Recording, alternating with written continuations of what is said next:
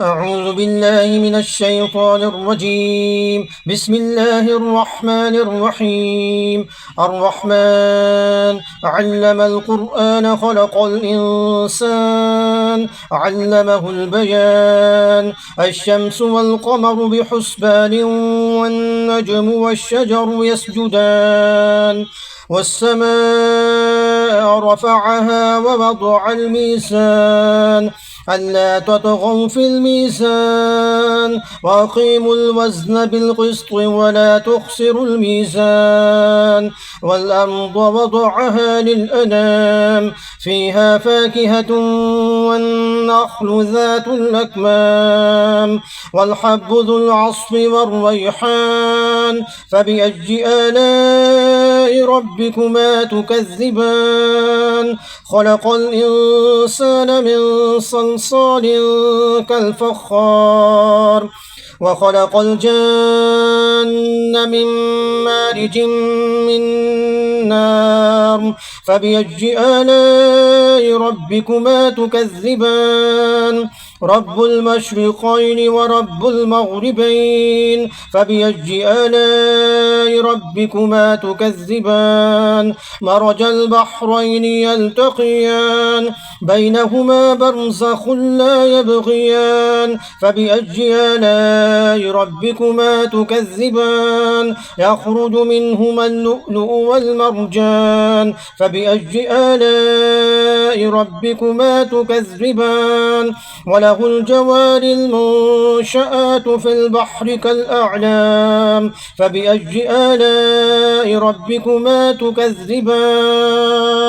كل من عليها فان ويبقى وجه ربك ذو الجلال والإكرام. فبأي آلاء ربكما تكذبان؟ يسأله من في السماوات والأرض كل يوم هو في شأن. فبأي آلاء ربكما تكذبان؟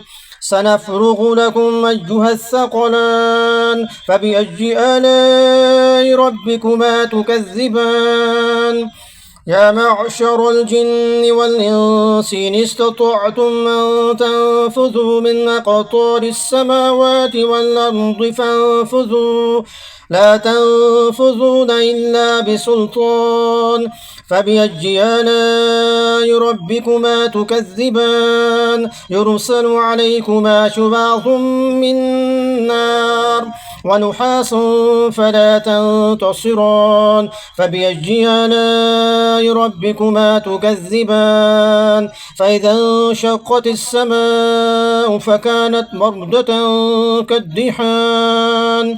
فبأي آلاء ربكما تكذبان؟ فيومئذ لا يسأل عن ذنبه إنس ولا جان. فبأي آلاء ربكما تكذبان؟ يعرف المجرمون بسيماهم فيؤخذ بالنواصي والأقدام. فبأي آلاء ربكما تكذبان؟ هذه جهنم التي يكذب بها المجرمون يطوفون بينها وبين حميم آن. فبأي آلاء ربكما تكذبان؟ ولمن خاف مقام ربه جنتان. فبأي آلاء ربكما تكذبان؟ ذواتا أفنان. فبأي آلاء ربكما تكذبان؟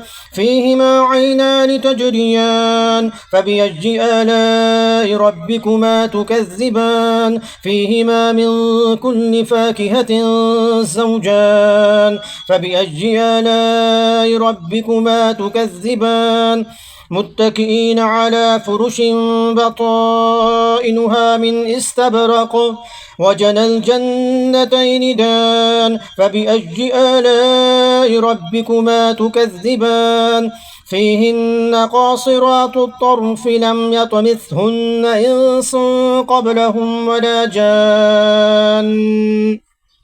فبأي آلاء ربكما تكذبان؟ كأنهن الياقوت والمرجان. فبأي آلاء ربكما تكذبان؟ هل جزاء جزاء الإحسان إلا الإحسان فبأي آلاء ربكما تكذبان ومن دونهما جنتان فبأي آلاء ربكما تكذبان مدهامتان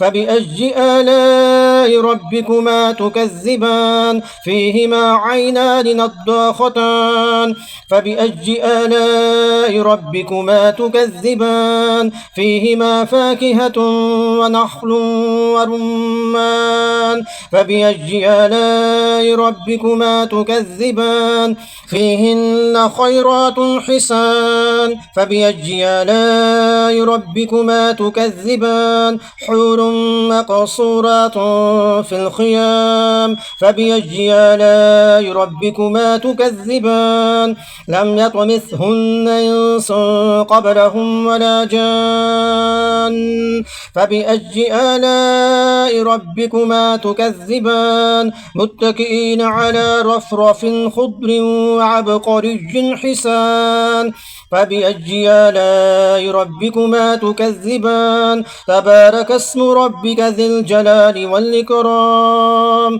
صدق الله العظيم.